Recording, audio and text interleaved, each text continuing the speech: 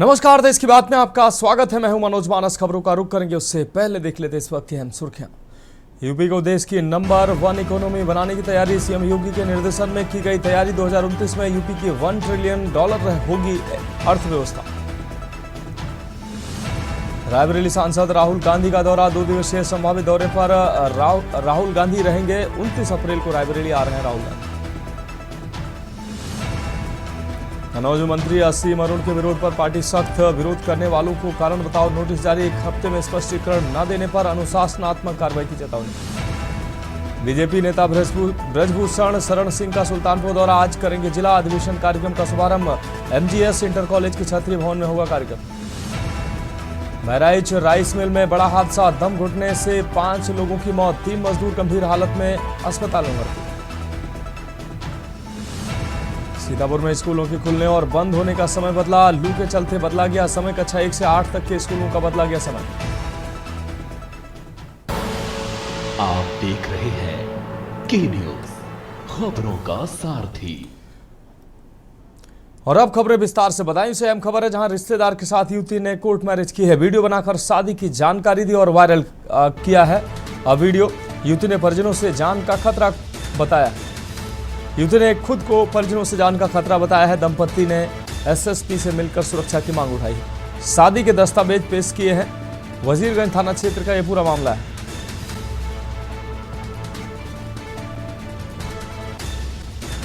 तो दंपति ने एसएसपी से मिलकर सुरक्षा की मांग उठाई है।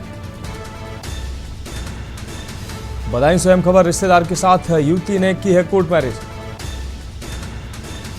वीडियो बनाकर शादी की जानकारी दी और वायरल किया। युवती ने परिजनों से जान का खतरा बताया है। तो दंपति ने एसएसपी से मिलकर सुरक्षा की मांग उठाई है। तो बधाई स्वयं खबर। रिश्तेदार के साथ युवती ने कोर्ट मैरिज की है। वीडियो बनाकर शादी की जानकारी दी और उस वीडियो को वायरल किया है। युवती ने परिजनों से जान का खतरा बताया है। थाना बजीरगंज जिला बदायूं की रहने वाली हूँ। मैंने सरकारी नियमों के अनुसार कोर्ट मैरिज कर ली, जिससे मेरे परिवार वाले प्रदीप सक्सेना और मेरे भाई आनंद सक्सेना ढूंढ रहे हैं। मुझे जान से मारने की तलाश कर रहे हैं। कृपया सभी लोगों से अनुरोध है कि मेरी मदद करने की कृपया करें। तो दंपति ने खुद की सुरक्षा को लेकर, अपनी सुरक्षा की मांग को लेकर एसएसपी से मुलाकात की है और एसएसपी से गुहार लगाई है कि उनकी जान खतरे में है।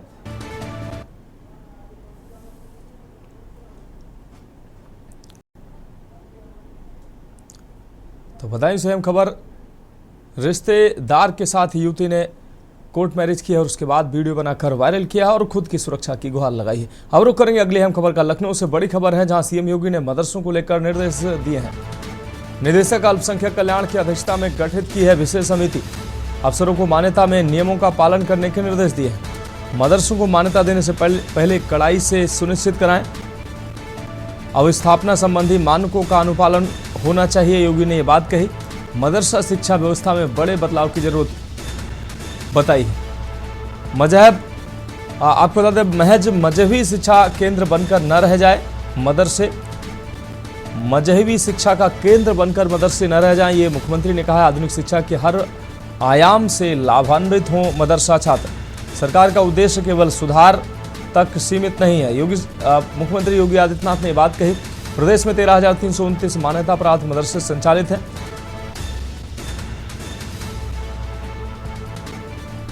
12,35,400 छात्र छात्राएं इसमें अध्ययनरत हैं। बोर्ड परीक्षाओं में छात्रों की संख्या में गिरावट विचारणीय है। मुख्यमंत्री योगी आदित्यनाथ ने यह बात कही।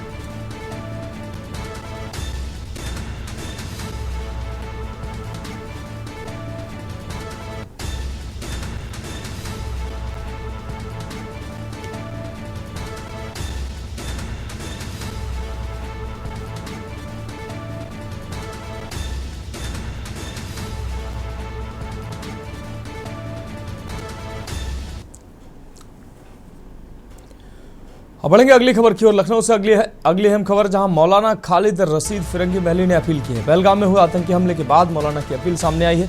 जुमे की नमाज में अमन शांति के लिए खास दुआ की जाए।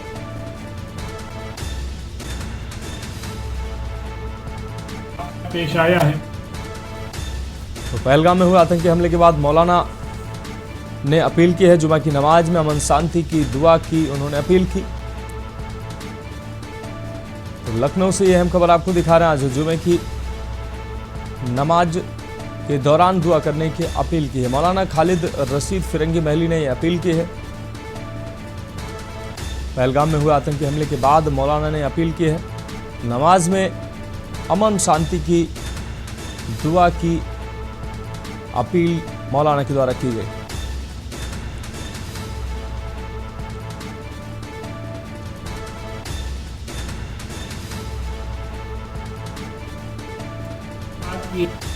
पहलगाम में जो दहशतगर्दाना वाक़या पेश आया है, जाहिर सी बात है उसने पूरे मुल्क को झंझोड़ के रख दिया और हर शख्स अफसोस में मुब्तला है। और ख़ासकर वो लोग जिनके कि घर वाले मारे गए हैं, वो लोग और भी ज़्यादा गम में मुब्तला हैं। और जो लोग ज़ख्मी हैं उनके लिए भी सब लोग फ़िक्रमंद हैं। और जिन लोगों ने भी ये घिनौनी साजिश रची है और इन वाक़यात को अंजाम दिया है, ज़रूरत इस बात की है कि हुकूमत जल्द से जल्द उन लोगों को सख्त से सख्त सज़ा देने को यकीनी बनाए, जिससे कि आइंदा कोई इतनी घिनौनी हरकत ना कर सके। पहलगाम में जो और अगली अहम खबर सीतापुर से, जहां किसान के बेटे ने कमाल किया है। शिवम यादव ने यूपी मेरिट में हासिल किया है 7वां स्थान। हाई स्कूल परीक्षा में 96.83% अंक हासिल किए हैं। इस दौरान शिवम और उनके परिजन खुश दिखाई दिए हैं। भविष्य में IIT कर इंजीनियर बनना चाहते हैं शिवम।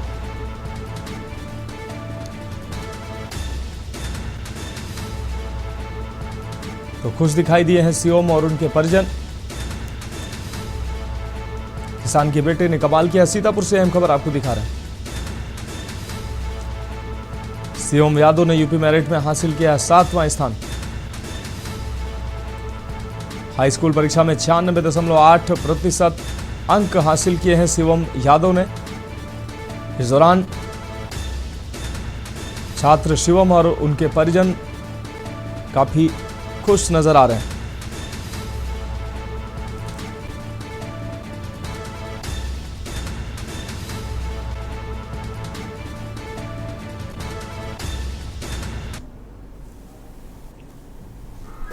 हमारे साथ हाई स्कूल यूपी मेरिट में 7वां स्थान हासिल करने वाले शिवम यादव मौजूद हैं। उनसे बात करेंगे। वो किसान के घर से आए हैं और इस तरह से उन्होंने उपलब्धि हासिल की है। यूपी मेरिट में उन्होंने 7वां स्थान हासिल किया है। कैसा लग रहा है इस वक्त? बहुत अच्छा लग रहा है। इसकी श्रेय किसको देना चाहेंगे अपनी सफलता का आप? इसके श्रेय हमारे पिताजी जो मेहनत करते हैं कड़े से, हमारी पढ़ाई का व्यवस्था करो। इसके बाद हमारे गुरुजनों का सहयोग ज़्यादा रहा है। कैसा लग रहा है? बेटे ने यूपी मेरिट में 7वां स्थान हासिल किया है, आपको कैसा महसूस हो रहा है? बहुत बड़ी बधाई हो रही है कि मतलब हमारे बेटे ने, किसान के बेटे ने 7वां स्थान प्राप्त किया है यूपी में। आगे की क्या तैयारी है? भविष्य में क्या बनना चाहेंगे? आगे IIT करके इंजीनियरिंग की तैयारी करना चाहते हैं। ये हमारे साथ मौजूद थे शिवम यादव, जिन्होंने यूपी मेरिट में हाई स्कूल की परीक्षा में 7वां स्थान हासिल किया है और वो आगे चल के IIT करना चाहते हैं। सीतापुर से के न्यूज़ के लिए दीपक गुप्ता। रुक करेंगे अगली अहम खबर का कानपुर से बड़ी खबर, जहां स्वर्णिम कुशवाहा ने यूपी में 6वीं रैंक हासिल की है। ओंकारेश्वर स्कूल का हाई स्कूल का छात्र है स्वर्णिम। जीविका श्रीवास्तव ने इंटर में यूपी में 9वीं रैंक पाई है। तो कानपुर से अहम खबर, स्वर्णिम कुशवाहा ने यूपी में 6वीं रैंक हासिल की है। ओंकारेश्वर स्कूल का हाई स्कूल का छात्र है स्वर्णिम। जीविका श्रीवास्तव ने इंटर में यूपी में 9वीं रैंक पाई है।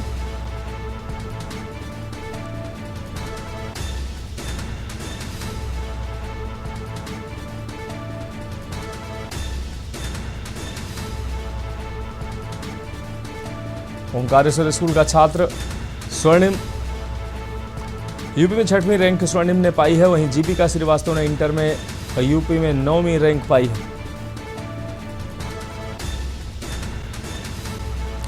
तो हाई स्कूल और इंटरमीडिएट के परीक्षा परिणाम आज घोषित हुए हैं। स्वर्णिम कुशवाहा ने यूपी में 6वीं रैंक हासिल की है। वहीं ओमकारेश्वर स्कूल का हाई स्कूल का छात्र है स्वर्णिम। साथ ही इंटरमीडिएट की अगर बात करें तो जीविका श्रीवास्तव ने इंटर में यूपी में 9वीं रैंक हासिल की है। कानपुर से अहम खबर।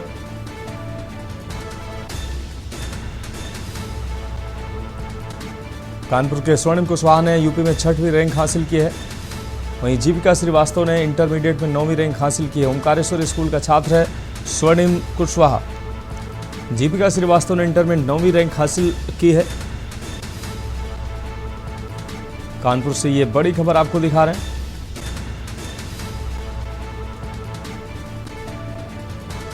स्वर्णिम कुशवाहा ने यूपी में 6वीं रैंक हासिल की है।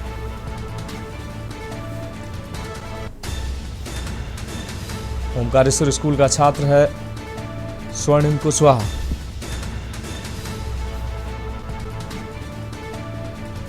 यूपी बोर्ड के हाई स्कूल और इंटरमीडिएट का रिजल्ट आ चुका है और कानपुर के स्वर्णिम ने 6 रैंक हाई स्कूल में प्राप्त करी है यूपी में, और वो हमारे साथ है। उनके बकायदे मम्मी पापा हमारे साथ उनसे बातचीत कर देते हैं।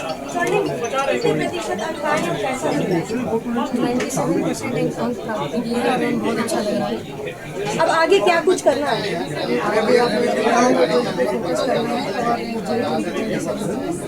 अच्छा, किस कारण से लगता है कि मेरिट में आने से टॉप 3 में जगह हो जाए तो बहुत अच्छा होता है? अब जो है कि जो अब इस पे मेहनत के साथ साथ आपका लक भी मैटर करता है कहीं ना कहीं। तो अब मेहनत में तो कोई कमी नहीं रही, तो मैं भी शायद वो हो सकता है। अच्छा, किसका सपोर्ट सबसे ज्यादा रहा है और स्कूल के लिए क्या कुछ कहोगे? सपोर्ट का मैं कोई परसेंटेज तो नहीं बता सकता, पर मेरे माता पिता का, मैं जैसे कि मैं बिहार में रहता हूँ, मेरे नानी मौसी, मेरे टीचर्स। अच्छा, सोशल मीडिया का कितना प्रयोग करते थे? जिस तरीके से आज सोशल मीडिया पर बच्चे डिपेंड हो चुके हैं, तो उसका कितना प्रयोग करते थे? देखिए, सोशल मीडिया को मैंने एज अ स्टडी रिसोर्स की तरह इस्तेमाल किया, जैसे कि यूट्यूब हो गया और जो गूगल है, इनको मैंने एज अ स्टडी रिसोर्स की तरह यूज़ किया। ChatGPT, इन सब चीज़ों को मैंने उनके पॉजिटिव्स के लिए इस्तेमाल किया, और जैसे कि इंस्टाग्राम, इन सब पे मैं कितनी मेहनत करी? बहुत अच्छा महसूस कर रहे हैं। अच्छा, स्वर्णिम का अब लक्ष्य क्या है? उसमें पूरा सपोर्ट करेंगे? ये पूरा सपोर्ट करेंगे, जो बच्चा चाहेगा वही सपोर्ट करेंगे। आप माता जी हैं, स्वर्णिम कितने घंटे पढ़ता था, कितने घंटे टीवी देखता था, ये तो आपको ज़्यादा टीवी तो वो बहुत ही कम ही देखता था। कुछ कभी थोड़ा सा मूड फ्रेश करने के लिए कभी कार्टून्स वगैरह या न्यूज़ वगैरह देख लेता था, और बाकी वो पढ़ाई पे ही ध्यान देता था। तो सबसे ज़्यादा सपोर्ट स्वर्णिम को किसने करा है? मम्मी पापा में?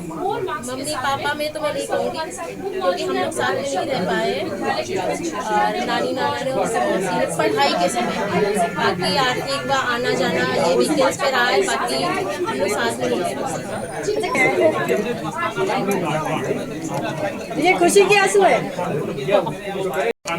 देखिए, कहीं ना कहीं लोग बहुत खुश हैं, क्योंकि यूपी बोर्ड का रिजल्ट आया और जो टॉपर्स रहे हैं उन्होंने सोशल मीडिया से दूरी बनाई है, और आज ये निष्कर्ष निकला है कि सोशल मीडिया से दूरी बनाने के कारण जो है टॉपरों ने अपना नाम जो है वो टॉपर्स की सूची में दर्ज कराया है। कानपुर से के न्यूज़ के लिए सारिका गुप्ता की रिपोर्ट। यूपी बोर्ड का रिजल्ट आ चुका है और इस बार यूपी बोर्ड के इंटर में कानपुर की टॉप 10 में अपना नाम जीविका ने दर्ज कराया है। जीविका ओमकारेश्वर की स्टूडेंट है और उनसे बातचीत कर लेते हैं। जीविका, कैसा लग रहा है और कितने मार्क्स आए इंटर में?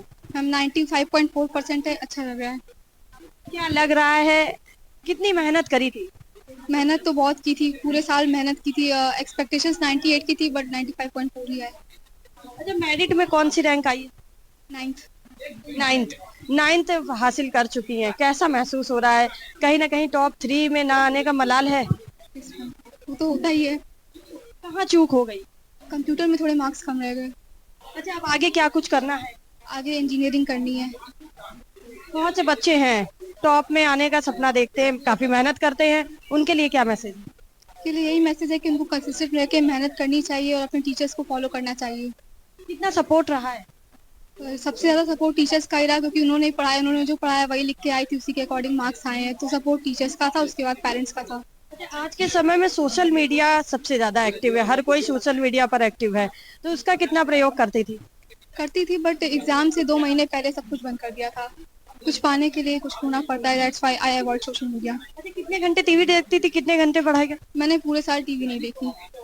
पूरे साल टीवी नहीं देखी। घर में कोई ऐसा जिससे प्रेरणा ली हो? नहीं, प्रेरणा तो अपने टीचर्स को देख के ही आती थी और बाकी घर में लोग मोटिवेट करते थे, घर में सबका सपोर्ट था। तो ये थी जीविका, जिनका कहना है कि उन्होंने 1 साल से टीवी नहीं देखी और टीवी ना देखने के कारण आज वो यूपी के 12th रिजल्ट में 9वीं रैंक पर पहुंच गई हैं। कानपुर से के न्यूज के लिए सारिका गुप्ता की रिपोर्ट। और अगली अहम खबर सीतापुर से है, जहां यूपी बोर्ड रिजल्ट में टॉप 3 में सीतापुर का लाल अर्पित वर्मा आया है। आपको बता, अर्पित वर्मा ने 10वीं परीक्षा में हासिल किया 3रा स्थान। हाई स्कूल परीक्षा में 97.5% अंक हासिल किए हैं। तो निश्चित रूप से परिवार और जिले के लिए गर्व की बात है। अर्पित वर्मा ने 10वीं परीक्षा में हासिल किया 3रा स्थान। हाई स्कूल परीक्षा में 97.5% अंक हासिल किए हैं अर्पित वर्मा ने। यह अहम खबर सीतापुर से आपको दिखा रहे हैं। सीतापुर से यह बड़ी खबर, सीतापुर के लाल अर्पित वर्मा ने जनपद का नाम रोशन किया। यूपी बोर्ड रिजल्ट में टॉप 3 में सीतापुर के अर्पित वर्मा ने अपना स्थान दर्ज कराया है। अर्पित वर्मा ने 10वीं परीक्षा में हासिल किया 3रा स्थान। हाई स्कूल परीक्षा में 97.5% अंक हासिल किए अर्पित वर्मा ने और अपने परिजनों को, अपने विद्यालय और अपने जनपद का नाम रोशन किया है। यूपी बोर्ड रिजल्ट में टॉप 3 में सीतापुर का लाल अर्पित वर्मा ने अपनी जगह बनाई। हमारे साथ इस वक्त मौजूद हैं हाई स्कूल यूपी मेरिट में 3रा स्थान हासिल करने वाले अर्पित वर्मा जी। हम उनसे बात करेंगे और जानेंगे कि उन्होंने यूपी हाई स्कूल परीक्षा में इस बार प्रदेश में 3रा स्थान हासिल किया। उन्हें कैसा लग रहा है? कैसा लग रहा है अर्पित? अच्छा लग रहा है। ये सफलता का श्रेय किसे देना चाहोगे? इस सफलता का श्रेय हम अपने गुरुजनों तथा अपने परिवारजनों को देना चाहेंगे, जिन्होंने हमें अच्छे पढ़ने में कोई डिस्टर्बिंग नहीं किया और साथ में हमारा सहयोग किया। कैसा लग रहा है? घर से लेकर के स्कूल तक आप पहुँचे हैं, आपको कैसा महसूस हो रहा है इस वक्त में? अच्छा लग रहा है। माता पिता, आपके पिताजी क्या करते हैं, माता क्या करती हैं? मम्मी जी एक सफल गृहिणी है और पापा जी खेती करते हैं। स्कूल घर से कैसे आते थे आप? आपके घर से स्कूल की दूरी भी है, तो कैसे डेली आते थे और कैसे पढ़ाई करते थे, जो बताना चाहेंगे जिससे और आप जो परीक्षार्थी हैं उन्हें आगे प्रोत्साहन मिल सके? हम अपने स्कूल से साइकिल से आते थे और यहाँ पे गुरुजनों ने हमारा सहयोग किया, जिससे हम अच्छे से पढ़ पाए और पापा लोगों ने भी सहयोग किया, जिससे भविष्य में क्या बनना चाहेंगे आप?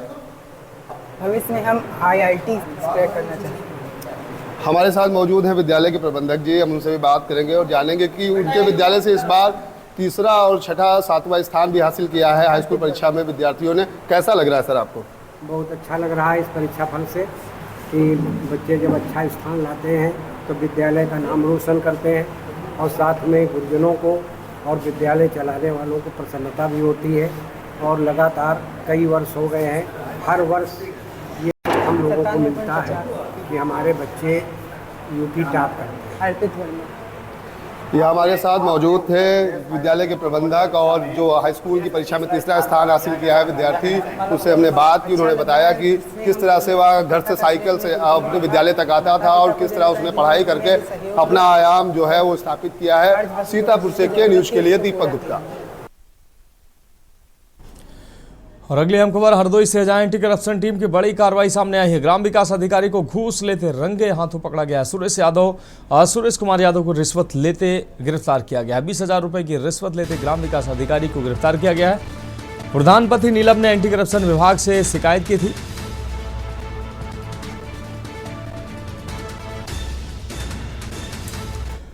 तो हरदोई से अहम खबर आपको दिखा रहे हैं। प्रधानपति नीलम ने एंटी करप्शन विभाग से शिकायत की थी। प्रभारी निरीक्षक नूरुल हुदा ने संडीला कोतवाली में दर्ज कराया केस। हरदोई के बेहदर ब्लॉक का यह पूरा मामला है। एंटी करप्शन टीम की बड़ी कार्रवाई सामने आई। हरदोई से यह अहम खबर आपको दिखा रहे हैं। ग्राम विकास अधिकारी को घूस लेते रंगे हाथों एंटी करप्शन टीम ने गिरफ्तार किया है। सुरेश कुमार यादव को रिश्वत लेते गिरफ्तार किया गया है। 20,000 रुपए की रिश्वत लेते ग्राम विकास अधिकारी को गिरफ्तार किया गया। आपको बता दें 20,000 रुपए की रिश्वत लेते ग्राम विकास अधिकारी को गिरफ्तार किया गया है। प्रधानपति नीलम ने एंटी करप्शन विभाग से शिकायत की थी। प्रभारी निरीक्षक नूरुल हुदा ने संडीला कोतवाली में दर्ज कराया FIR। हरदोई के बेहतर ब्लॉक का ये पूरा मामला है।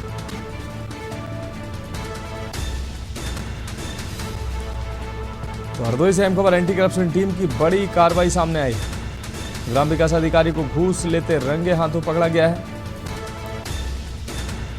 सुरेश कुमार यादव को रिश्वत लेते गिरफ्तार किया गया है।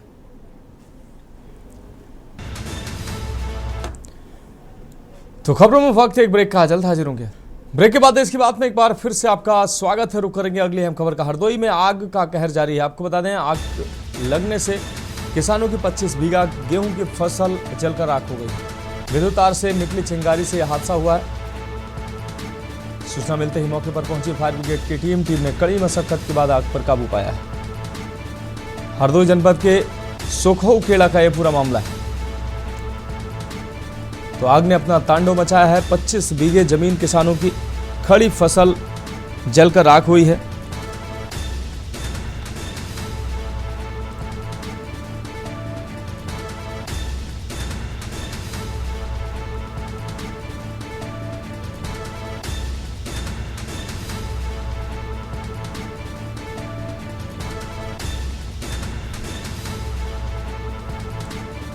हरदोई में आग का कहर लगातार जारी है।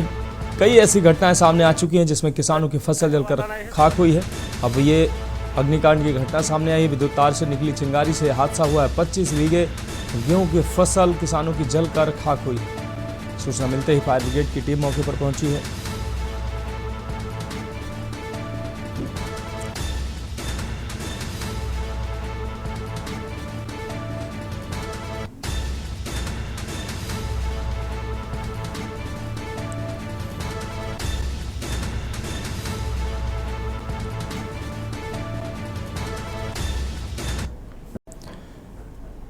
और अगली अहम खबर रायबरेली से, जहां सपा कार्यकर्ता को जूते से पीटने का आरोप लगा। बीजेपी विधायक पर लगा है जूते से पीटने का आरोप। सपा नेता अविनाश यादव ने फेसबुक पर की थी पोस्ट। पहलगाम में हुए आतंकी हमले को लेकर की थी पोस्ट। पुलिस ने सपा नेता को बुलाया था कोतवाली में मौजूद बीजेपी विधायक अशोक कोरी ने पीटा। पुलिस की मौजूदगी में जूते से पीटा गया है पीड़ित ने यह जानकारी दी कि उसको जूते से पीटा गया है। सपा जिलाध्यक्ष व पदाधिकारियों ने एसपी से मुलाकात की है। एसपी से पीड़ित ने कार्रवाई की मांग की है। बीजेपी विधायक अशोक कोरी व पुलिसकर्मियों पर कार्रवाई की मांग की गई है। आपको बता दें, एसपी डॉक्टर एसबीर सिंह ने एएसपी संजीव सिन्हा को जांच सौंपी। जांच में तथ्य सही पाए जाने पर कार्रवाई की बात कही गई है। बीजेपी विधायक अशोक कोरी ने पूरी घटना को झूठा बताया। सलोन कोतवाली परिसर की बताई जा रही है घटना।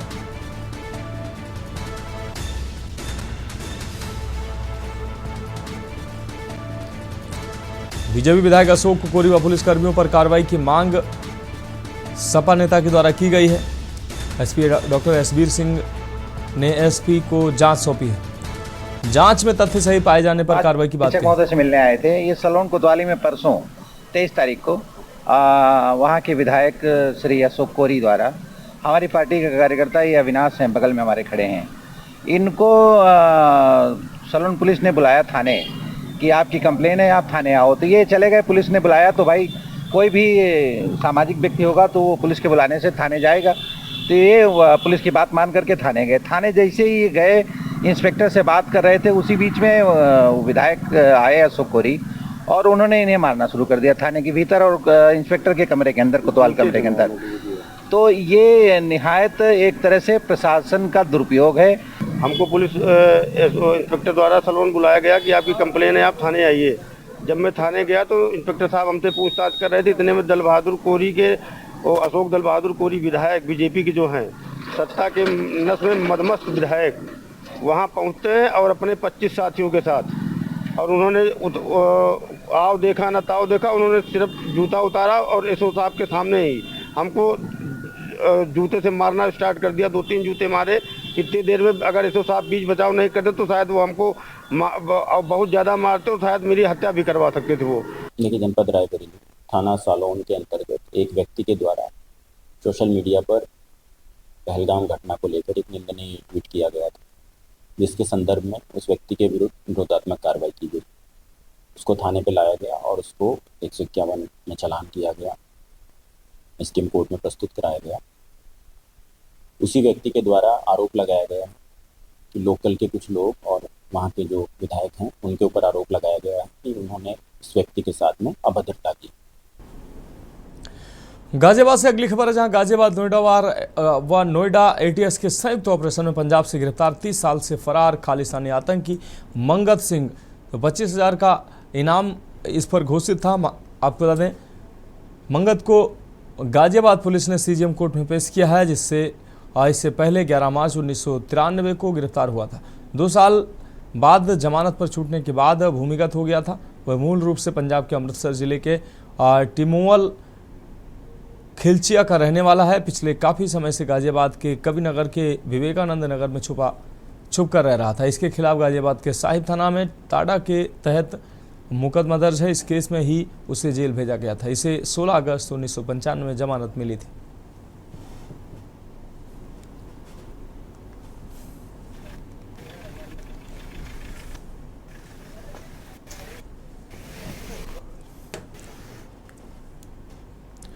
ग्रेटर नोएडा के इकोटेक थर्ड थाना पुलिस की चेकिंग के दौरान 3 शातिर बदमाशों से मुठभेड़ हो गई। पुलिस मुठभेड़ के दौरान गगन नाम का बदमाश पुलिस की गोली लगने से घायल हो गया। पुलिस ने घायल बदमाश को इलाज के लिए हॉस्पिटल में भर्ती कराया, जहां उसका इलाज जारी है। घायल बदमाश के 2 अन्य साथियों को पुलिस ने कॉम्बिंग के दौरान गिरफ्तार कर लिया है। वहीं पकड़े गए बदमाशों के कब्जे से 2 अवैध तमंचे, चोरी किया गया कीमती सामान, 44,500 रुपये की नकदी, घटना में प्रयुक्त बाइक बरामद की गई है।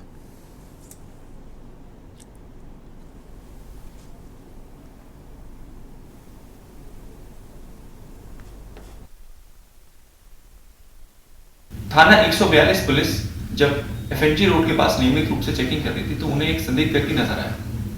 जब पुलिसकर्मियों ने उसको रोकने का प्रयास किया तो वह रुका नहीं और दूसरी तरफ भागने लगा। जब पुलिसकर्मियों ने उसका पीछा किया तो खुद को गिरता देख उसने पुलिस की तरफ जान से मारने के लिए फायर किया। पुलिस वाले बाल बचे। जब आत्मरक्षा ने पुलिस में जवाबी फायर किया तो उसकी पैर में गोली लगी। तुरंत उसको पासल अस्पताल में उपचार के लिए भेजा गया। जब इसमें आगे तफ्तीश की गई तो मालूम चला कि इस व्यक्ति का नाम अनिल है और वह कुछ समय से थाना 142 के गैंगस्टर एक्ट के मुकदमे में वांछित चल रहा था। कुछ समय पहले इसके ऊपर 15,000 का इनाम भी रखा गया था। उत्तर प्रदेश माध्यमिक शिक्षा बोर्ड के इंटरमीडिएट और हाई स्कूल के परिणामों की घोषणा आज कर दी गई है। टॉप 5 में कानपुर के स्कूलों का नाम न आने का अफसोस है, मगर ओंकारेश्वर विद्यालय की जीविका श्रीवास्तव ने इंटर में 95% अंक हासिल कर उत्तर प्रदेश में 9वीं रैंक पाई है। वहीं माही ओंकारेश्वर विद्यालय के स्वर्णिम कुशवाहा ने भी हाई स्कूल में 97% अंक हासिल कर उत्तर प्रदेश में 6वीं रैंक में अपना नाम दर्ज कराया। खुशी का माहौल है, हर कोई मुंह मीठा कर अपनी खुशी जाहिर कर रहा है। ऐसे में स्कूलों में भी बच्चों का उत्साह देखने को मिल रहा है। हर छात्र छात्रा अच्छे अंकों से पास हुआ है और रिजल्ट प्रतिशत अच्छा होने की बात कही गई है। वहीं मेरिट में नाम दर्ज करने वाले टॉपर ने कहा कि सोशल मीडिया में से उचित दूरी बनाने के कारण उनको ये मुकाम मिला है।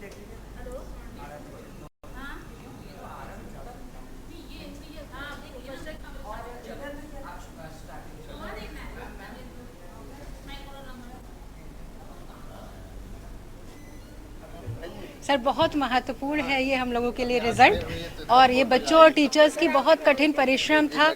हमारे बच्चों ने बहुत लगन से पढ़ाई करी है। 3 बार तो प्री बोर्ड एग्ज़ाम दिए हैं बच्चों ने, नवंबर से लगातार एग्ज़ाम दे रहे थे। उसका ही परिणाम है कि लिखने का अच्छा अभ्यास हो गया था और उसके परिणाम के रूप में ये मेरिट आई है हमारे स्कूल की।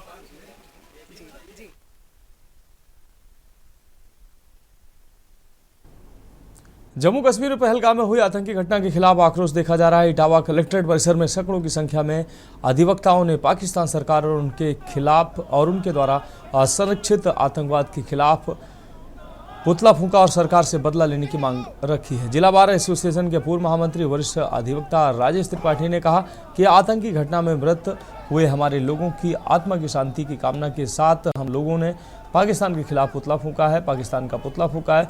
हम लोग काम से विरत रहेंगे। हमारी प्रधानमंत्री जी से अपील है कि तुरंत हमला करके बदला लेना चाहिए। जिला बार एसोसिएशन के जिलाध्यक्ष अनिल गौड़ ने मांग करते हुए कहा कि पर्यटकों पर आतंकवादियों ने जिस तरीके से जघन्य घटना की है, इससे देश गुस्से में है।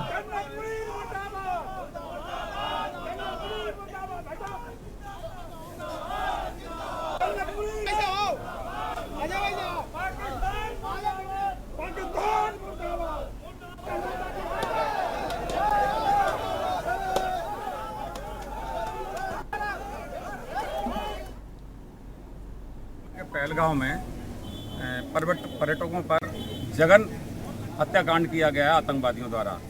तो ये हमारा जो आज उद्देश्य था कि उसका विरोध प्रदर्शन करना। देश बहुत गुस्से में है, वकील बहुत ही गुस्से में है और आज ये हमने पाकिस्तान का पुतला फूका है, आतंकवाद का पुतला फूका है और ये देश अब केंद्र सरकार से ये चाहता है कि बोल्ड स्टेप ले और सारे वकील हिंदुस्तान के उनके साथ हैं, पूरी जनता उनके साथ खड़ी हुई है। उनको बहुत कड़े फैसले लेने चाहिए। जो जघन्य हत्याकांड उन्होंने किया है और धर्म पूछ करके उन्होंने जो किया, ये तो बहुत ही देश को तोड़ने जैसी बात है। आतंकवादियों को छोड़ना नहीं चाहिए, जो भी इसमें इन्वॉल्व हो। यहाँ कायराना आतंकवादी हमले में हमारे मारे गए दिवंगत आत्माओं की श्रद्धांजलि एवं उनकी आत्मा की शांति हो तो हमने विरोध स्वरूप पाकिस्तान और पाकिस्तान के प्रायोजित आतंकवाद का पुतला फूंका है, जिसके लिए सारा भारत हमारा एक मत है, 101 से खड़ा हुआ है। हम लोग आज कोई काम नहीं करेंगे, किसी प्रकार के जजी में नहीं जाएंगे, अभी रास्ता जाम करेंगे। तो आगे ये पुतला किसका फूका गया है? आज पुतला पाकिस्तान सरकार का फूका गया है, जिसके प्रायोजन में आतंकवाद चल रहा है कश्मीर में। बढ़ेगी अगली खबर की और यूपी बोर्ड की परीक्षा में पास हुए विद्यार्थियों को सीएम योगी आदित्यनाथ ने बधाई दी है। सीएम योगी ने 10वीं और 12वीं की परीक्षा में उत्तीर्ण सभी विद्यार्थियों को बधाई दी। सीएम योगी ने कहा कि यह उपलब्धि आप सभी की मेधा, मेहनत और अनुशासन का प्रतिफल है। जीवन में हर परीक्षा में आपके परिश्रम को प्रतिष्ठा मिले, सफलता आपकी स्थायी साथी बने, यही शुभकामना है। सभी छात्र छात्राओं के उज्जवल भविष्य हेतु अनंत शुभकामनाएं, अनंत मंगल कामनाएं। योगी सरकार प्रदेश स्तर पर एवं जनपद स्तर के सभी टॉपर्स का सम्मान करेगी।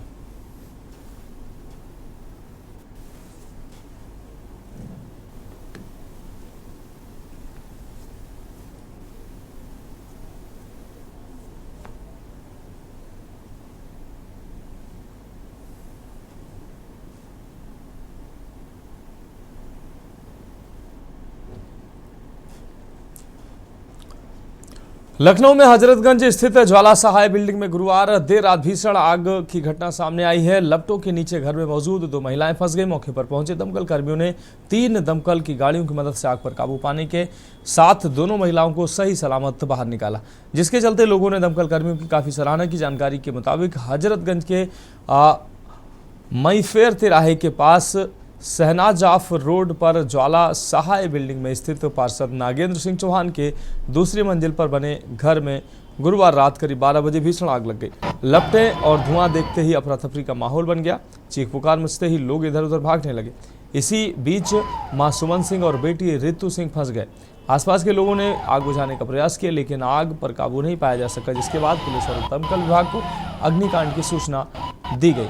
कुछ ही देर में हजरतगंज फायर स्टेशन अफसर रामकुमार रावत 2 दमकल की गाड़ियों के साथ मौके पर पहुंचे और आग का विकराल रूप देखते हुए उन्होंने एक दमकल की गाड़ी और बुलाई। टीम ने 2 हिस्सों में बांटकर राहत कार्य शुरू किया। इस दौरान एक टीम ने आग बुझाना शुरू किया, वहीं दूसरी टीम ने घर में फंसे सदस्य महिलाओं को सीढ़ी के सहारे नीचे उतारा। फिलहाल दमकल विभाग ने कुछ ही समय में आग पर काबू पा लिया, लेकिन आग लगने के कारणों का अभी पता नहीं चल सका है।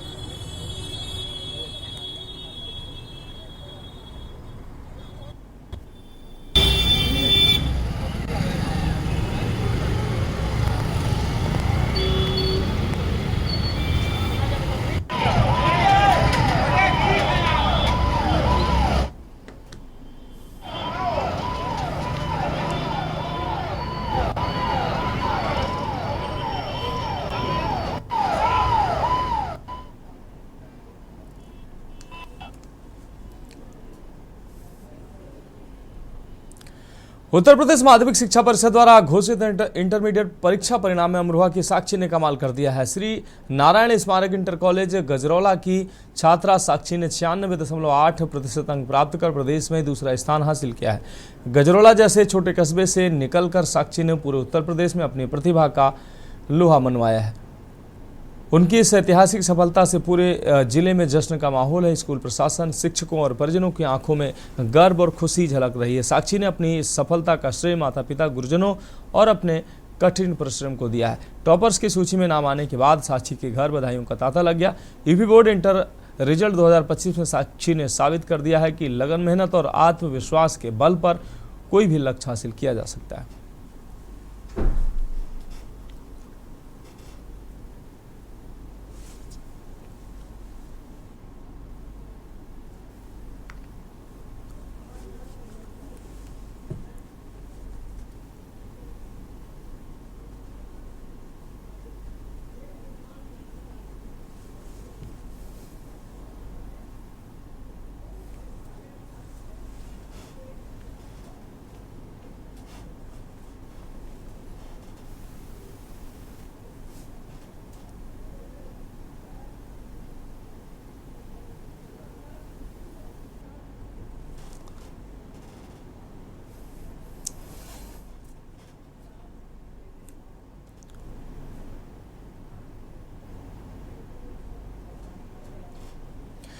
अब बढ़ेंगे अगली अहम खबर की ओर। आप ये जो तस्वीर देख रहे हैं ये यूपी के जनपद बुलंदशहर जनपद के पहासू थाना क्षेत्र के कई गांवों की है, जहां इस बार आलू की बम्पर पैदावार हुई है, लेकिन सही रेट न मिलने से किसान बुरी तरह से परेशान है।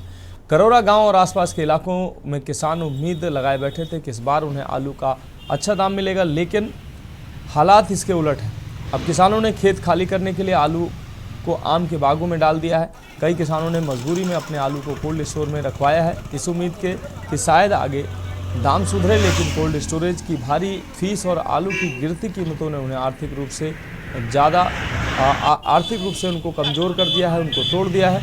करोरा गांव के किसानों के मुताबिक उनके गांव में ही करीब 25 से 30 हज़ार आलू के कट्टे गांव के बागों में रखे हैं और सड़ने लगे हैं।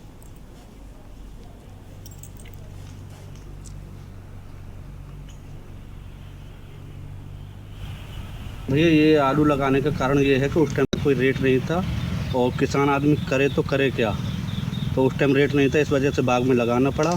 और बाग में लगाने के बावजूद भी इस टाइम में कोई रेट नहीं है और डाउन होता जा रहा है। उस वजह से उसमें खर्चा और ज़्यादा बढ़ रहा है और खर्चा बढ़ने की वजह से किसान दिन ब दिन नीचे जा रहा है। आलू का वजन भी जा रहा है, लेबर वर्क बढ़ रहा है उसमें, तो उसकी वजह से इस साल में किसान आलू की वजह से सबसे ज़्यादा परेशानी में और सबसे ज़्यादा नीचे जा रहा है। सारी दिक्कतें हैं जी, बिकेगा जब भी दिक्कतें, ना बिक रहा जब भी दिक्कतें। बिकेगा तो अब सस्ता बिक रहा है और लागत आती है ज़्यादा, 15-16 हज़ार रुपये बीघा की लागत आती है और आलू बैठ रहा है 12-13 हज़ार रुपये बीघा का। 3-4 हज़ार रुपये बीघा का नुकसान है इसमें अभी। और बाद बाकी अगर सारी कॉस्टिंग लगाएं तो आलू और ज़्यादा पड़ेगा, जैसे लीज का रेट लगाएं, लेबर कॉस्ट तो सारा 20 हज़ार रुपये से ऊपर का पड़ेगा। आलू बिक रहा है 12 हज़ार रुपये बीघा, 11 हज़ार रुपये बीघा ऐसा बैठ रहा है, तो 8-10 हज़ार रुपये बीघा का नुकसान है। सब ज़्यादा आलू बन रहा है, फिलहाल उठान कम है, बागन में पानी की जगह वजह से किसान बाग वाले कह रहे हैं अपना भैया आलू उठाएँ कहाँ से, हमारी डीली नहीं है। अगर किसान आता है, व्यापारी जो आता है पाल्टी के पास आता है, किसान की जोनी तो जाता नहीं है। सबसे बड़ी समस्या ये आ रही है। अच्छा, देखा जा रहा है, बताया जा रहा है कि आलू में जो लागत आती है वो करीब 14 हज़ार रुपये बीघा की आती है। 14 हज़ार रुपये बीघा की आती है, अब 7-8 हज़ार रुपये बीघा बिक रहे हैं, क्या करें। तो इसका मतलब तो ये है किसान 5 हज़ार रुपये इस वक्त घाटे में चल रहा है। घाटे में है किसान। उतने टाइम जो है किसानों के मनमाफिक रेट नहीं मिल पा रहे, तो किसानों ने डंप किया कि आगे चल के कुछ रेट बढ़े, लेकिन इस टाइम भी रेट नहीं है और डाउन और हो गए उस टाइम से। दिक्कत ये आ रही है। देखा जा रहा है, बताते हैं कि किसान के हमारे आलू की जो लागत है बीघा में 14,000-15,000 के करीब आती है। बिल्कुल उससे ये तो फसल की है, बाकी खेत की जो पट्टे बोलते हैं, लीज बोलते हैं, वो और ज़्यादा है, वो 15,000 रुपये बीघा है यहाँ लगभग, तो उससे मिला के तो और ज़्यादा कीमत मतलब खर्चा बढ़ जाता है। बागों का दाम 25,000 कट्टे करीब है जी। अच्छा, अब क्या देखा जा रहा है कि कहीं ना कहीं किसान जो आलू का किसान आलू मंदा है जी, किसान की मजबूरी की है, लगान ज़्यादा है, आलू मंदा है। फिलहाल की स्थिति में किसान क्या करे, बाग वाले हल्ला काट रहे हैं, व्यापारी जी हमारा बाग में से आलू उठाओ, अपना कहीं बेचो। उठे कहाँ से, आगे कोई डील ही नहीं है, तो क्या करेंगे किसान। अच्छा, कारण क्या है डील ना होने का? क्या बताया जा रहा है कि जो दलाल बीच में, दलाल जो पार्टी आती है वो दलाल के द्वारा जाती है, किसान के जो द्वारा पार्टी आती नहीं है। 1000 रुपये का तो पट्टा है इसका जी, और उसकी फिर लागत आती है 10-15 में भी, तो ये पड़ता है 25-30 लमसम में बीघा का पड़ता है। अच्छा, 1 बीघा। हाँ। अच्छा, अगर 1 बीघा का जब आलू बैठता है तो आलू में जिस तरह से इस वक्त किसान को नुकसान जो आ रहा है, उसका कारण क्या है? उसका कारण ये है कि देखो, जो बाहर व्यापारी आता है वो बोलता है दलालों से, और उसके बाद में दलालों से मिलता है, तो किसान की फिर तो मट्टी खराब होती है। उसमें फिर बताओ मजदूरी, हम तो देखो हम मजदूरी कर रहे हैं और खेती भी कर रहे हैं, उसमें हमारा कोई वो तो नहीं है। यूपी के जनपद बुलंदशहर में और बात करते हैं किसान के आलू की फसल को लेकर। किसान की आलू की फसल को लेकर अगर बात करें तो किसानों ने अपने आलू को खोदकर बागों में डंप कर लिया था, बागों में लगा लिया था, क्योंकि बागों में छाया की वजह से आलू को किसानों ने लगाया था कि जिससे कि आलू का रेट हो सकता है आगे चल के कुछ किसान के लिए फ़ायदा मिल जाए। लेकिन अगर उसी को हम बात करें, जब के न्यूज़ की टीम ग्राउंड पर पहुंची और ग्राउंड पर पहुंचने की बात करें, देखिए मेरे कैमरामैन देखिए, ये आलू लगा हुआ है बागों में। अगर देखिए तस्वीरों में आप देख सकते हैं जिस तरह से बागों में आलू लगा हुआ है चारों तरफ की। अगर बात करें, देखिए अगर उधर जिधर देखेंगे यहाँ आलू ही आलू बताया जा रहा है कि इस बाग में करीब 25 से 30 हज़ार कट्टे के आसपास आलू लगा हुआ है। लेकिन सबसे बड़ा सवाल ये आता है, ना ही तो किसानों के पास अभी कोई व्यापारी पहुँच रहा है, ना ही किसान के लिए कहीं आलू बेचने की कोई व्यवस्था दिखाई दे रही है। अगर बात की जाए किसानों का जो कहना है, किसानों का कहना है कि आलू की लागत में करीब बीघा में 14,000 से लेकर 15,000 की लागत आती है। लेकिन और आलू की अगर बात करें तो जो आलू इस समय किसान का जो बेच रहा है वो बहुत ही मंदा है। किसान आलू बेचने के बाद अगर बात की जाए तो किसान के लिए करीब 4-5 हज़ार रुपये बीघा का घाटा आ रहा है। अगर किसानों के अगर सारी बातों को देखते हुए देखा जाए तो कहीं ना कहीं किसान आलू को लेकर कहीं ना कहीं बहुत परेशान है। और आलू का अगर बात की जाए, करौरा जो क्षेत्र है, करौरा क्षेत्र आलू के लिए पूरी तरह से जनपद बुलंदशहर में जाना जाता है। जनपद बुलंदशहर में करौरा में सबसे ज़्यादा आलू होता है। लेकिन अगर बात की जाए इस बाग में, मात्र एक बाग में करीब 25 से 30 हज़ार के आसपास कट्टे लगे हुए हैं। अगर अन्य बागों की बात की जाए तो वहाँ भी काफ़ी आलू की तादाद भी देख सकते हैं। लेकिन किसानों की अगर बात करें तो किसान कहीं ना कहीं आलू को लेकर बहुत ही ज़्यादा परेशान है। और किसान के बात जिस तरह से माथे पर कहीं ना कहीं चिंता की लकीर, अगर जिस तरह से जो बाग है, बाग में जिस तरह से किसानों के द्वारा जो आलू लगाया गया था, उनकी सिर्फ उम्मीद ये थी कि हो सकता है कि आलू खुदने के बाद बाग में जिस तरह छाया में लगाया गया, हो सकता है आलू महंगा हो जाए। लेकिन आलू महंगा ना होने की वजह से किसान कहीं ना कहीं परेशान है। अब जो बाग मालिक हैं, जिन्होंने बाग ले रखे हैं, अब उनका भी आलू के किसानों से कहना है कि बागों को खाली किया जाए, क्योंकि बाग में आम की फसल आने लगी है। और बाग जो मालिक हैं वो कहीं ना कहीं पानी लगाना चाहते हैं। पानी ना लगाने की वजह से, क्योंकि आम के जो बाग हैं वो भी सूख रहे हैं, तो कहीं ना कहीं किसान पूरी तरह से चिंता में पड़ा हुआ है। तो लगातार देखा जा रहा है कि किसान को जिस तरह से आलू में घाटा जो बैठ रहा है, तो किसान का कहना ये भी है कि अगर आलू में जिस तरह से अगर घाटा होगा तो ना ही तो अपने बच्चों को पढ़ा पाएगा, ना ही अपने घर का पालन पोषण कर पाएगा। तो कहीं ना कहीं आलू को लेकर किसान बहुत ही ज़्यादा परेशान है।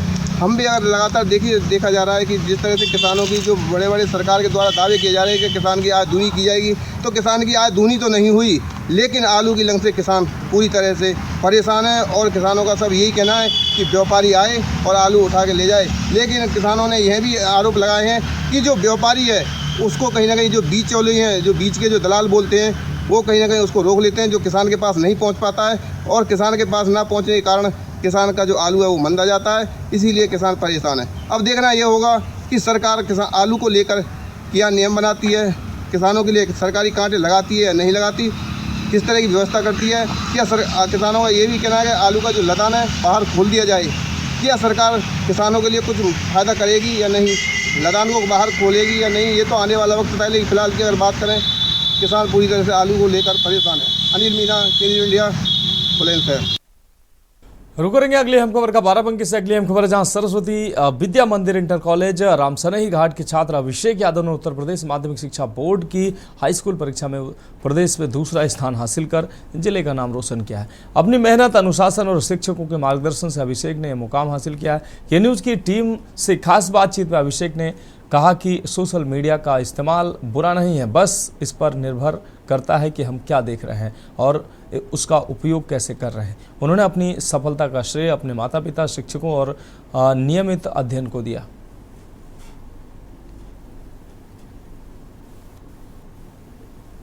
किसी पहचान की मोहताज नहीं होती। जो छात्र छात्राएं अपनी कड़ी मेहनत और एक जो लक्ष्य लेकर चलते हैं, अगर उस पर ध्यानमग्न रहते हैं तो कहीं ना कहीं उन्हें सफलता हासिल ही होती है। ऐसा ही एक प्रतिभावान छात्र जिसने हाई स्कूल की उत्तर प्रदेश माध्यमिक शिक्षक परिषद की परीक्षा में दूसरा स्थान हासिल किया है, वो हमारे साथ मौजूद हैं। हम जानना चाहेंगे कि आखिर कितना कठिन परिश्रम और कितनी मेहनत के बाद उन्होंने ये पायदान हासिल किया है, जिससे पूरे जनपद को उनके ऊपर गौरव है। क्या नाम है आपका? सर मेरा नाम अभिषेक कुमार यादव। कितने प्रतिशत अंक हैं आपके? 97.67।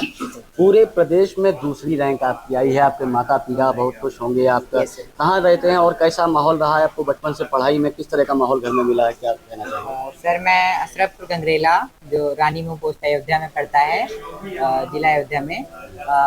मेरे पिताजी एक प्राइवेट टीचर हैं और उन्होंने मुझे बचपन से ही शिक्षा से युक्त माहौल दिया है, क्योंकि उसी माहौल में मैं पढ़ा हूँ और मैं पला बढ़ा हूँ, जिससे मेरे अंदर शिक्षा के प्रति एक लगाव उत्पन्न हुआ और मैं शिक्षा के क्षेत्र में निरंतर प्रगति करता गया।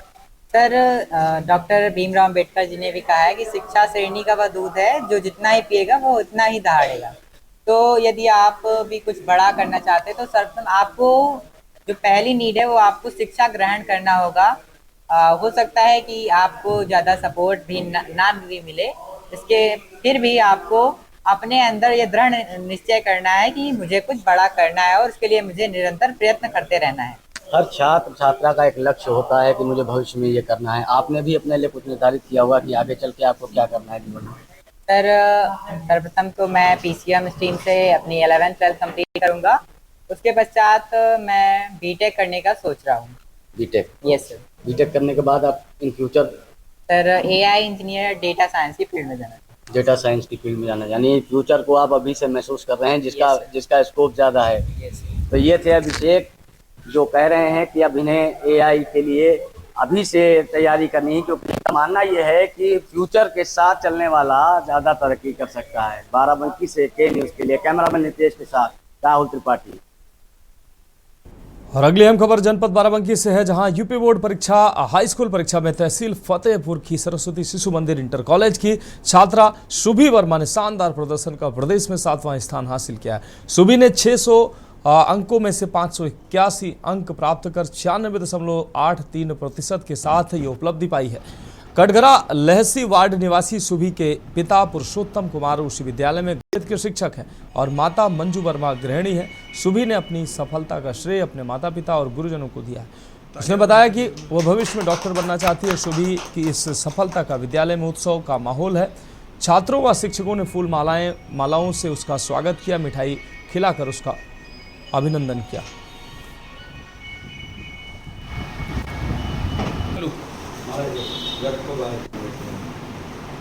मेरा यूपी मेरिट में 7वां स्थान आया हुआ है।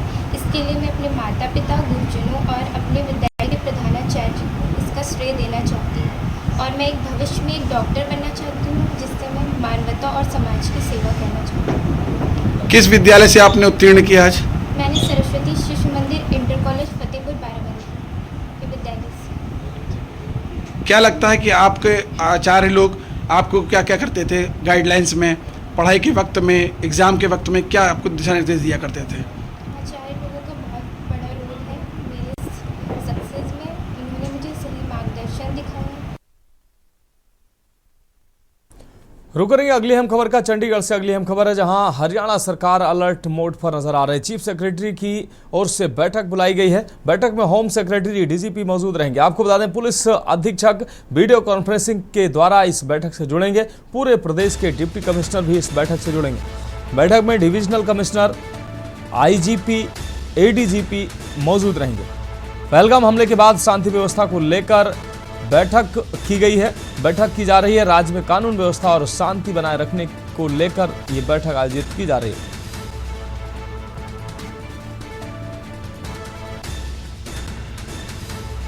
तो पूरे प्रदेश के डिप्टी कमिश्नर भी बैठक में जुड़ेंगे। बैठक में डिविजनल कमिश्नर, IGP, ADGP मौजूद रहेंगे। पहलगाम हमले के बाद शांति व्यवस्था को दुरुस्त करने को लेकर यह बैठक, राज्य में कानून व्यवस्था और शांति बनाए रखने को लेकर यह अहम बैठक आयोजित की जाएगी। चंडीगढ़ से अहम खबर आपको दिखा रहे हैं।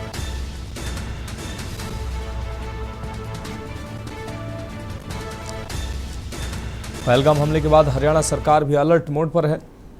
और अगली अहम खबर का रुख करते हैं। हरियाणा राज्य बाल कल्याण परिषद की ओर से बच्चों से संबंधित विभिन्न विषयों पर एक जागरूकता शिविर का आयोजन किया गया है, जिसमें बच्चों को किशोर न्याय, पॉक्सो अधिनियम, बाल अधिकार, बाल संरक्षण, बाल विवाह, चाइल्ड हेल्पलाइन, पुलिस हेल्पलाइन विषय पर जानकारी दी गई है।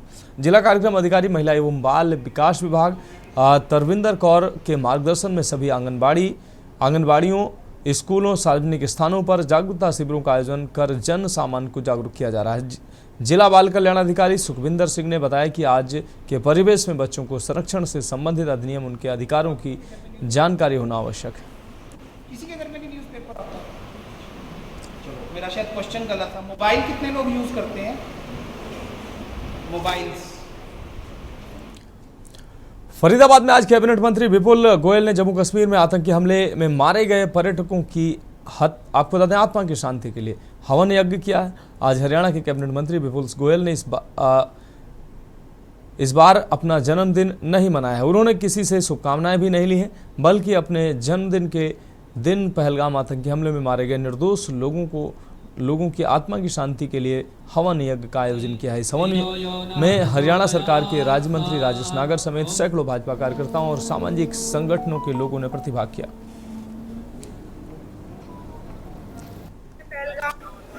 ये देश के अंदर इतनी बड़ी त्रासदी और कुछ आदताई लोगों ने जिनका कोई मजहब और इंसानियत से कोई नाता नहीं, ऐसे लोगों ने जो ये काम किया है, उनकी वजह से 27 लोगों की जो बेकसूर थे उनकी दर्दनाक हत्या करने का काम किया। उनकी आत्मा की शांति के लिए हम सब ने मिलकर आज यज्ञ किया है। परमपिता परमात्मा उन्हें अपने चरणों में स्थान दे। और मैं अपने देश के प्रधानमंत्री नरेंद्र मोदी जी और माननीय गृह मंत्री अमित शाह जी ने स्वयं जो इस तरीके के निर्णय अभी तक उन आतताइयों के विरुद्ध लिए हैं, आगे भी कड़ी कार्रवाई उनके खिलाफ की जाएगी और कोई भी व्यक्ति बचेगा नहीं। ये मैं देश की जनता से माननीय प्रधानमंत्री की ओर से वादा करता हूँ। कुछ लोग सर अभी भी इस पर राजनीतिक रोटियां सेक रहे हैं, उन्हें लेकर क्या जवाब देंगे? देखिए, अगर इस पर भी राजनीति होगी तो धिक्कार है। ये तो एक ऐसा काम है, कुकृत्य काम है, जो सभी जाति, सभी धर्म और सभी लोग इसका जो है निंदा कर रहे हैं। हादसा 26 लोगों की मौत किस तरह देख रहे हैं? ये जो एक घटना हुई है इसकी हम जितनी निंदा करें उतनी कम है। और हमारी प्रदेश सरकार और केंद्र सरकार सभी जिन्होंने अपनी जानें गंवाई है उनके परिवार के साथ खड़ी है। और इसका परिणाम जो आएगा आप सब देखेंगे। जो लोग इसके पीछे हैं, जो जिसने ये कार्रवाई की है, उनका जो हाल होगा आप देखेंगे कि वो एक बहुत ही ज्यादा एक परिणाम उनको भुगतने पड़ेंगे। देश के लोग बेहद गुस्से हैं, वो कह रहे हैं कि केवल आतंकी नहीं, उनके पीछे जो है उसको भी नेस्तनाबूद किया जाए। 140 करोड़ हमारी देश की जनता संगठित है और एक साथ मिलकर ये लड़ाई लड़ने के लिए तैयार है। अगली खबर छत्तीसगढ़ के अंबिकापुर से है, जहां युवक की संदिग्ध अवस्था में शव मिला है। बीती रात शादी समारोह से अपने घर लौटा था युवक। परिजनों की सूचना पर घटनास्थल पर पहुंची है पुलिस। घटनास्थल पर पहुंचकर जांच में पुलिस जुटी हुई। सीतापुर थाना क्षेत्र के ग्राम सूर बखरी पारा का ये पूरा मामला है।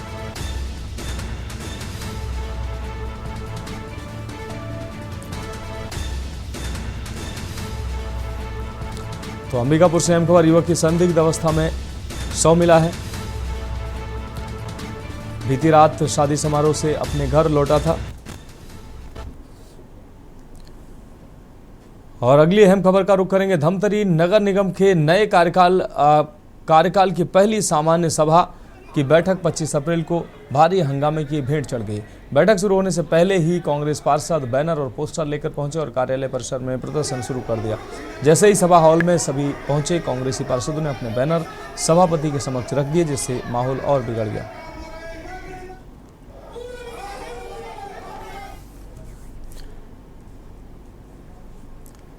तो फिलहाल देश की बात में अभी के लिए मेरे साथ इतना ही। मुझे दीजिए इजाजत और आप देखते रहिए के न्यूज इंडिया।